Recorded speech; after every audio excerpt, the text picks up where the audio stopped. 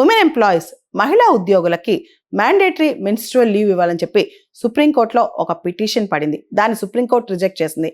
ఒకవేళ గనక మహిళలకి ఖచ్చితంగా మెన్స్ట్రువల్ లీవ్ ఇవ్వాలని చెప్పి మనం గనక ఆదేశిస్తే అది వాళ్ళ పట్ల వివక్షాపూరితంగా మారే ప్రమాదం ఉందని చెప్పి కూడా సుప్రీంకోర్టు హితవు పలికింది. మనం చూస్తే అప్పుడు చాలా కంపెనీస్ మహిళలకు ఉద్యోగాలు ఇవ్వడానికి ఇష్టపడవు.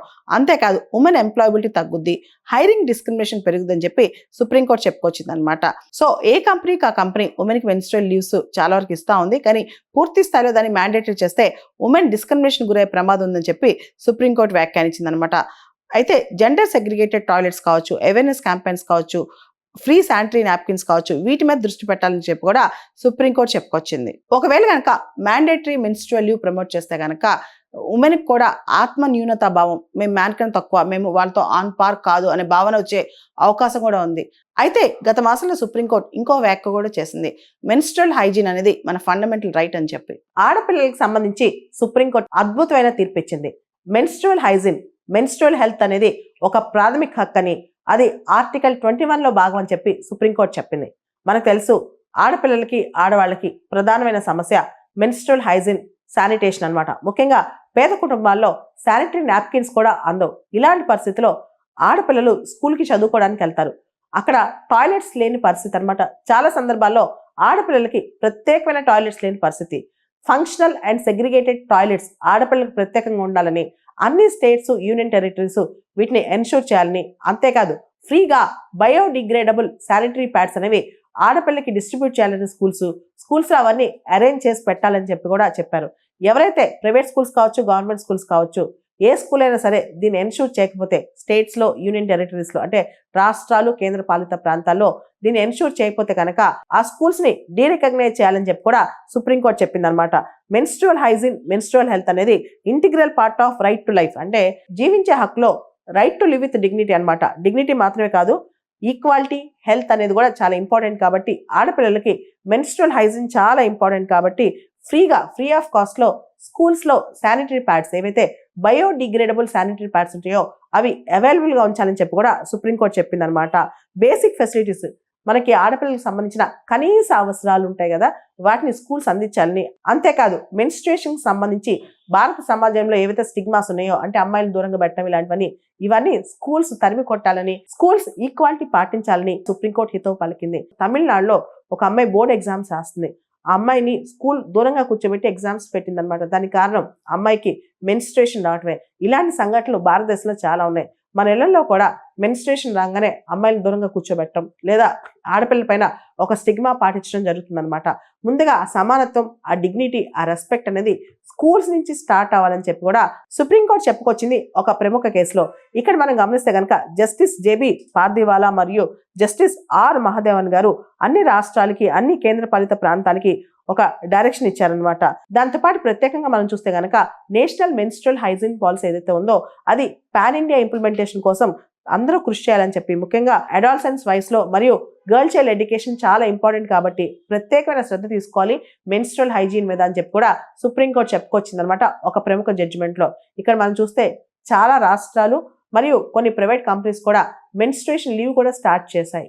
కర్ణాటక రాష్ట్రంలో మహిళా ఎంప్లాయీస్, ఎవరైతే మహిళా ఉద్యోగులు ఉంటారో వాళ్ళకి మెన్స్ట్రువల్ లీవ్ ప్రతి నెల ఒకరోజు పెయిడ్ లీవ్ ఇస్తూ కర్ణాటక క్యాబినెట్ ఒక తీర్మానం తీసుకొచ్చింది. ప్రత్యేకంగా ప్రభుత్వం మరియు ప్రైవేట్ ఎంప్లాయ్మెంట్లో కూడా, అది వస్త్ర పరిశ్రమ కావచ్చు, ఐటీ కావచ్చు, మల్టీనేషనల్ ఫర్మ్స్ కావచ్చు, దేనిలో అయినా సరే మహిళలకి 12 రోజుల పాటు వార్షికంగా ఈ లీవ్ ఇస్తారు. అవసరమైతే 2-3 నెలల్లోనే ఆ లీవ్స్ అన్ని కూడా వాడేసుకోవచ్చు అనమాట. నెల ఒక పెయిడ్ లీవ్ అనమాట. మొత్తం సంవత్సరానికి కలిపి 12 లీవ్స్, మెన్స్ట్రువల్ లీవ్స్ కర్ణాటక ప్రభుత్వం ఆమోదించింది. మనం చూస్తే ఈ మధ్య ఈ మెన్స్ట్రువల్ లీవ్ అనే కాన్సెప్ట్ మీద చాలా ఫోకస్ పెరుగుతుంది. రకరకాల ప్రైవేట్ సంస్థలు కూడా మహిళలకి మెన్స్ట్రువల్ లీవ్ ఇస్తున్నాయి. స్పెయిన్ మొట్టమొదటి యూరోప్ దేశం అనమాట ఉమెన్కి లీగల్గా మెన్స్ట్రువల్ లీవ్ ఇవ్వటం. Spain first country in the Europe. So లీగల్గా చాలా రీప్రొడక్టివ్ సెక్షువల్ రైట్స్లో భాగంగా ఇది ఇచ్చింది. స్పెయిన్తో పాటు ప్రపంచవ్యాప్తంగా మనం చూస్తే Japan, Indonesia, Philippines, Taiwan, south Korea, Zambia, south Korea, Vietnam ఇటువంటి దేశాలన్నీ కూడా మహిళలకి ఈ మెన్స్ట్రుయేషన్ టైంలో లీవ్ ఇస్తున్నాయన్నమాట. అయితే మనం చూస్తే యూనివర్సిటీస్లో, కాలేజెస్లో, స్కూల్స్లో చదివే ఆడపిల్లలు, తర్వాత జాబ్కి వెళ్ళే అమ్మాయిలు, వీళ్ళందరూ కూడా చాలా ఇబ్బందులు పడుతుంటారు ఈ టైంలో. ముఖ్యంగా ఆ టైంలో కొంతమందికి ఎక్కువగా పెయిన్ రావటం, డిస్కంఫర్ట్ ఫీల్ అవటం ఇవన్నీ కూడా జరుగుతుంటాయి. మనం గమనిస్తే కనుక ఒక 5 సంవత్సరాల క్రితం మెటర్నిటీ బెనిఫిట్స్ యాక్ట్కి సవరణ వచ్చి ఎవరైతే అమ్మాయిలు జాబ్కి వెళ్తుంటారో వాళ్ళకి పెయిడ్ మెటర్నిటీ లీవ్ 12 వీక్స్ నుంచి 26 వీక్స్కి పెంచారు. అలానే గవర్నమెంట్లో పనిచేసే సెంట్రల్ గవర్నమెంట్లో 6 months మెటర్నిటీ లీవ్, తర్వాత చైల్డ్ కేర్ లీవ్ కూడా తర్వాత 2 years ఇస్తున్నారనమాట. కానీ ఇది మెన్స్ట్రుయేషన్ లీవ్ అనేది మాత్రం ఇది అన్ని రాష్ట్రాల్లో భారతదేశంలో లేదు. ఈ మధ్య మనం చూస్తే కనుక కేరళ ప్రభుత్వము హైయర్ ఎడ్యుకేషన్ డిపార్ట్మెంట్లో చదువుకునే అమ్మాయిలు ఎవరైతే అవసరం అడుగుతారో వాళ్ళకి ఈ leaves, menstruation and maternity leaves ఇవ్వాలని చెప్పి కూడా ఒక ఆర్డర్ జారీ చేసింది కేరళ ప్రభుత్వం. అదేవిధంగా బీహార్ 1992లోనే every month 2 days paid menstrual leave మహిళలకు ఇవ్వాలని చెప్పి బీహార్ చెప్పింది. అంటే బీహార్లో, కేరళలో ఇటువంటివి కొన్ని ఉన్నాయి, కానీ భారతదేశంలో మిగతా రాష్ట్రాల్లో ఈ మెటర్నిటీ లీవ్ ఈ మెన్స్ట్రుయేషన్ లీవ్కి సంబంధించిన అంశాలు లేవన్నమాట. దాంతోపాటు మనం చూస్తే స్విగ్గీ వాళ్ళు, బైజూస్ వాళ్ళు వీళ్ళు మెన్స్ట్రుయేషన్ లీవ్స్ ఇస్తున్నారంటే వాళ్ళ ఎంప్లాయీస్కి. భారతదేశంలో దీనికి సంబంధించి కొన్ని బిల్స్ కూడా పెట్టారు మన పార్లమెంట్లో, కానీ అవి ఏమి పాస్ అవ్వలేదు. Rights of women to menstrual leave and free access to menstrual health products bill 2022 ఈ బిల్లు ఏమేమి పాస్ అవ్వలేదు, కేవలం చర్చకు మాత్రమే వచ్చిందంట. అది కూడా పూర్తి స్థాయిలో బిల్లో ఉన్న అంశాలన్నీ కూడా చర్చించలేదు. ఇక్కడ మనం గమనిస్తే అసలు భారతదేశంలో ఆడపిల్లలకి కేవలం 13% మందికి వాళ్ళ మెన్స్ట్రుయేషన్ సైకిల్ స్టార్ట్ కాకముందు అసలు దాని యొక్క అవేర్నెస్ ఉందంట. అండ్ భారతదేశంలో స్కూల్కి వెళ్ళే పిల్లల్లో చూస్తే 60% మంది వాళ్ళ మెన్స్ట్రుయేషన్ సైకిల్ టైంలో స్కూల్కి వెళ్ళారంట ఆడపిల్లలు. తర్వాత 79% మంది ఆ టైంలో చాలా లో కాన్ఫిడెన్స్ గురవుతుంటారు. అండ్ 44% మంది ఆ టైంలో పెట్టే రిస్ట్రిక్షన్స్కి చాలా హ్యూమిలియేషన్, అవమానంగా, కొంచెం ఎంబరాస్డ్గా ఫీల్ అవుతుంటారంట. తర్వాత భారతదేశమే కాదు ప్రపంచవ్యాప్తంగా కూడా 500 మిలియన్ల ఆడపిల్లలు మెన్స్ట్రువల్ హైజీన్ మేనేజ్మెంట్లో సరైన ఫెసిలిటీస్ లేక బాధపడుతున్నారంట. సో భారతదేశంలో ఈవెన్ ఈ రోజు కూడా 50% ఆడపిల్లలకి శానిటరీ నాప్కిన్స్, శానిటరీ ప్యాడ్స్ అందుబాటులో లేవు. చాలా సందర్భాలు మనం గమనిస్తుంటాం. పాత రోజుల్లో మనం క్లాత్ వాడటం కానీ, రకరకాల ఈ నార్త్ ఈస్ట్ స్టేట్స్లో కొన్ని ట్రైబల్ ఏరియాస్లో లీవ్స్ అవన్నీ వాడుతుంటారనమాట. దాంతో రకరకాల ఇన్ఫెక్షన్స్ ఇలాంటి రావటం కూడా జరుగుతుంది ఆడపిల్లలకి. అయితే మనం భారతదేశంలో చూస్తే సబలా ప్రోగ్రామ్ అని చెప్పి నేషనల్ రూరల్ లైవ్లీహుడ్ మిషన్లో, స్వచ్ఛ భారత్ మిషన్, స్వచ్ఛ భారత్ అభియాన్లో దానిలో భాగంగా స్వచ్ఛ భారత్ విద్యాలయ ఇవన్నీ కూడా మెన్స్ట్రువల్ హైజీన్కి ఇండైరెక్ట్గా డైరెక్ట్గానే ప్రమోట్ చేస్తున్నాయి. దాంతోపాటు మెన్స్ట్రువల్ హైజీన్ డేగా ప్రతి సంవత్సరం మనం మే 28వ తారీఖున జరుపుకుంటున్నాం మెన్స్ట్రువల్ హైజీన్ డే. ఆ రోజున అవేర్నెస్ ప్రమోట్ చేస్తున్నాం అనమాట.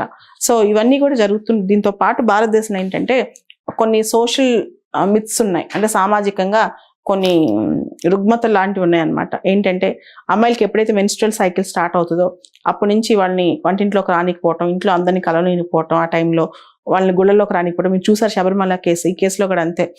ఉమెన్ ప్యూబర్టీలో ఉన్న ఉమెన్ అందరూ అంటే 14-15 సంవత్సరాల నుంచి 59 సంవత్సరాలు వాళ్ళకి ఆ మెన్స్ట్రువల్ సైకిల్ అయిపోయేంత వరకు అమ్మాయిలు టెంపుల్స్ రానికపోవడం, ఇలాంటి ఆచారాలు భారతదేశంలో ఉన్నాయి. ఇప్పుడు కూడా ఎంత చదువుకున్న కుటుంబంలోకి వెళ్ళినా ఆడపిల్లల్ని పక్కన దూరంగా కూర్చోపెట్టుకోవటం, అంటుకోనికపోవడం ఇవన్నీ. దీంతో పాటు హైజీన్ ఇష్యూస్ కూడా, ఇవన్నీ చాలా ఇష్యూస్ దీని చుట్టూ ఉన్నాయన్నమాట.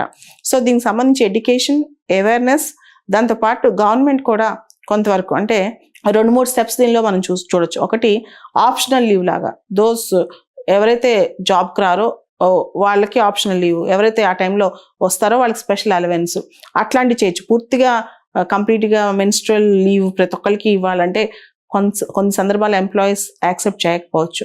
సో ఇటువంటి కొన్ని ఫెసిలిటీస్ అంటే స్పెషల్ ఆప్షన్స్, కొన్ని ఫెసిలిటీస్ వాళ్ళ కోసం ఇస్తే బెటర్గా ఉంటుంది. ఉమెన్ ఇంకొంత బెటర్గా పర్ఫామ్ చేయగలరని ఆశించవచ్చు.